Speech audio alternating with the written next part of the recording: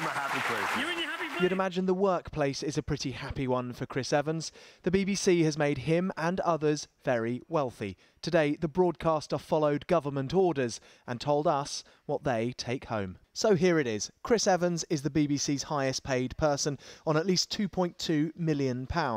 Ahead of Gary Lineker, he's on more than £1.75 million.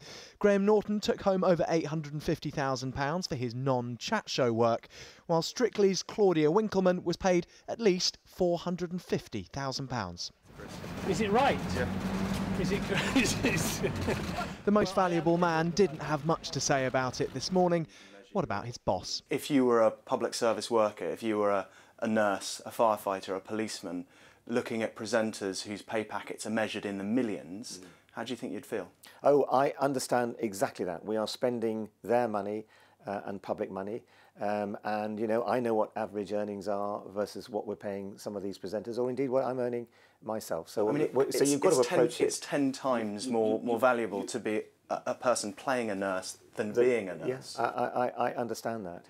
We've learnt today that two people doing the same job here do not necessarily get paid the same amount. What jumps out of these pay figures is that being a woman at the BBC seems to cost you. What I've committed to today is to say that by 2020 we will have equality on the radio and television between men and women presenting programmes. People will say, why is it so difficult? You say in 2020 this will happen. It's 2017, and on EastEnders, on Casualty, on BBC News, these vast disparities of 20%. Well, actually, apparently being punished to be a woman.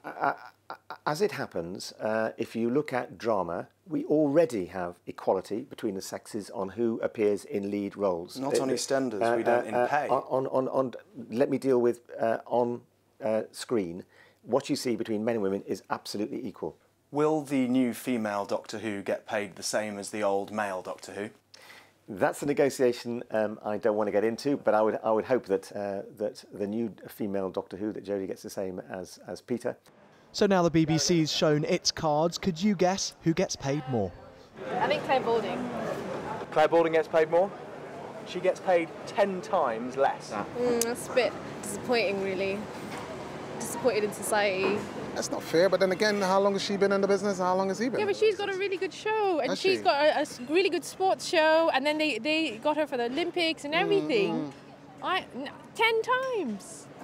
This is far from the only workplace with a gender pay divide, but we all pay for the people who work here. There is now a new focus, not just on who gets paid best, but why. Dominic Reynolds, 5 News.